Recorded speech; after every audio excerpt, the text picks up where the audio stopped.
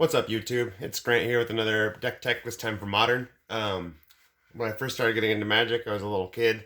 I didn't know what I was doing, but I always liked it. And then when I was in high school, I got back into Magic, and that's when I really started playing, and it kind of clicked for me. And that was around the time of Lorwyn and Shards of Alara and Zendikar. So during that time, I picked up a pre-constructed vampire deck and just kept adding and getting in that arms race with friends who had much better decks and making a better and better and better vampire deck. So my favorite and deck I've had the longest was my vampire deck. I sold my cards in order to make some money that I needed in my early 20s, and I never sold my vampire, or I actually sold my vampire deck to a friend and then bought it back, but I told him he wasn't allowed to sell it. Either way, I had no intent, and I trusted the guy. I had no intention of ever getting rid of the vampire deck. And I've worked on it to try and make it modern viable. And I went to a modern tournament with it and won some games, lost some games. It has strengths and weaknesses, and I'm still working on it. So I'm definitely going to want some input from you guys. It's really good against red decks, whether it's Phoenix or whether it's Burn. It kills. It's got so much life gain from the vampires that they can't beat it. It's just too much sources of life gain. It did really good against control decks because the way I have this one ran, it's super aggressive and it plays almost no control of its own. So it's too much to control, if that makes sense. Yeah, I beat this guy's Jace the Mind Sculptor deck and he was like, what in the hell, vampires? He had a very expensive deck with cryptic commands, Jace the Mind Sculptor. He was using Snapcaster mages, all sorts of crazy stuff, and just not really allowing me. He kept tapping out my freaking vampires, but in the end, after a very long game, I had a huge vampire army, and I ended up killing him. But let's go into the deck tech here. So, my original deck was just a bunch of cheap vampire weenies, and then slam out Vampire Nocturnus and Bloodline Keeper and win. Still a good deck, but in Modern I had to be a little faster, so I decided to pick up 4 of these Aether Vials. So 1, 2, so I'm running 4 of these Aether Vials here, and works out. I have some 1-drops. There's a lot of Death Touch Lifelink in this deck. And then I run 4 of the Sorin, the new vampire planeswalker. And how this works is turn 1, ideally, turn 1 Aether Vial. Turn 2, pop out a 2-costed vampire and 1/1-costed vampire. Turn 3, pop out the Sorin and the Vampire Nocturnus with the minus ability letting you put a vampire creature from your hand into the battlefield. And that way, by turn 3, you've got almost all the creatures in here have Death Touch Lifelink. Almost all of them. So by that, hopefully you're just gaining some life and getting, that top card. So that's basically the idea, the strategy of the deck. So we got the Vampire Nocturnus, running a 4 of. All right, one of these cards that's very popular now for graveyard synergy decks, but I was happy that I had 4 copies of this from back when they were like $5 each. We're running 4 Bloodghasts, and this is really great for Sorin because his plus ability is sacrifice a vampire, and you get a Lightning Helix effect. 3 damage and 3 life to any target, and then you can use your Bloodghast and then play a land and get it back, or crack one of your fetch lands and get him back. The other thing for the Vampire Nocturnus, the fetch lands, they let you crack and shuffle if the top card is not black, because lands don't count as black. There you go. So the 1-drop I'm running, Vampire of the Dark Moon, Death Touch Lifelink. It is a Gifted Aetherborn at a 1-drop. And then I'm running 4 Gifted Aetherborn. It is a Vampire Nighthawk at a 2-drop. And then I'm running 4 of Vampire Nighthawk. It is a Vampire Nighthawk of a 3-drop. Alright, one of the cards most likely to be cut. Celestial Highborn. Not great value for 3. If you can Aether Vial it out, it's cool, which I generally do, but you don't always get Aether Vial, and 3 mana is just too expensive. Ideally, you want to keep her player, and then have a mana open if somebody tries to get rid of her. That mana lets you, whenever vampire dies, you can pay 1, you gain 2 life, and your opponent loses 2 life. A lot of people see this as a threat. I keep her in here for that reason, because she draws out a lot of removal spells that I don't want to be used on my Vampire Nocturnus. But in the end, just to be safe with her, I try to keep her out when I have an extra mana left open. And she's just not that great. She used to be.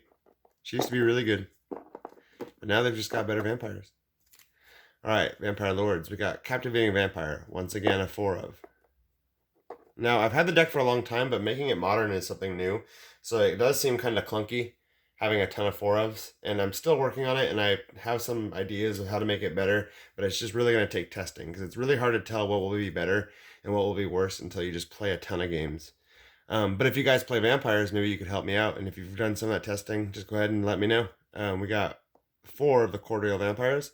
Actually, great. Modern Horizons, I was iffy about it. I didn't run it at first. Okay, the land base. It's going to change. This is one of the things I'm experimenting with because I feel like the land base is really going to help bring the deck into a better tier. Ideally, I want to run 4 Urborg Tomb of Yawgmoths, 4 Mutavaults, couple Castle Locthwains, and then maybe no fetches. Although the fetches have been good. Yeah, probably no fetches. So what we've got right now is only 1 Urborg because I only have 1 Urborg. We've got 2 Castle Locthwains. They let you draw, which is really good late game. And I'm only running 2 of them. I wouldn't want to run any more, I don't think. Nurturing Peatland. 2 of these draw lands. And then I believe I'm running, let me count it here, 5. 1, 2, 3, 4. As of now, I'm running 4 fetch lands. So I've got a couple Bloodstained Mires, a couple Polluted Deltas. Just like I said for Vampire Nocturnus, I can shuffle it up. And then the rest, we're just running swamps. So that's it. I'm going to go over a little bit of the sideboard here so you guys can tell me what you think and maybe help me out. I check my messages. I'm on YouTube a lot, so just go ahead and give me a message, leave a comment, whatever you want to do. I'll see it. I'm pretty sure I will. I'm on YouTube way too much. So, for deck changing, I'm thinking about adding 4 Mutavaults. That is going to be, tell me what you guys think as far as land goes. They can be vampires, they can be useful, they can be defenders in the beginning, which, I don't know, I don't generally see myself, but the way this works, I don't need land. After turn 3, I don't really need land, because the mana curve is really turn 3, everything's vomited out of my hand, and then I don't mind blocking and losing a land. But as for sideboard and maybe even main board cards, I've got 4 Inquisition of Kozilek. I've got a choice of 3 Fatal Push, and I've got a choice of 3 Dismember, in case I want to go, like, there's just some creatures I need to get rid of, I guess. I have a play set here of Thoughtseize. And then I have 3, not 2, I don't know where the other one is, 3 Bantu's Last Reckoning. So, really, mostly creature hate. I do have some other graveyard hate cards. It just doesn't really seem to come up much in the meta. But I have some Tormod's Crypts and stuff like that, and Grafdigger's Cages and all those sorts of nice things. I don't have any Leyline of the Voids. I'm not really interested in getting them anytime yet, unless I could trade for them, just because they're, in my opinion, overpriced for what they do. I really want to take this direction of maybe, it seems I get to the late game because of lifelink, but I really want to take this to the direction of what can I put out that's bigger. Because I hit a point where I'm putting out weenies and I have a bunch of 4/4, 5/5 flyers in the air, often Death Touch lifelink, which isn't bad, and I've killed some people with it. You know, it is good, but against control decks that control me in the lifelink, it keeps me going into the later game. And I realized, you know, if I had some bigger vampires like a Chancellor of the Dross or something, or a Kalidas, I could turn 3 those, and then they could do a little bit more damage. And then later on in the game, when I have the mana for it, I could just hard cast them, and that would probably be better. Because since I'm cheating in the higher costed things, cheating in Vampire Nocturnus on turn 3 is nice, but he's a 4-drop, so it's not like I'm getting the craziest value. The downside is I don't always get, it's pretty often I get that Sorin. But if I don't want to have what I consider a dead card. So if I have something that costs 6 mana to play in my opening hand, it's probably going to force me to mulligan. So anyways, if you guys play vampires, give me some ideas. What do you think would be good for the sideboard? Because I can't just have a bunch of discard and creature destruction. Any good like black cards that are great for artifact destruction that you guys can recommend? Or if there's any even artifact cards that are good for artifact destruction. Is it worth it to splash another color? I like the mono black for the Vampire Nocturnus, but I considered splashing red. I'm considering splashing white. Just go ahead and tell me what you guys think in the comments below. Thanks for watching the videos again. I'm sure I'll be making some new ones here pretty soon. And go ahead and give me a like, comment, subscribe, all the things YouTubers say. And let's get a discussion about magic going. Thanks, guys.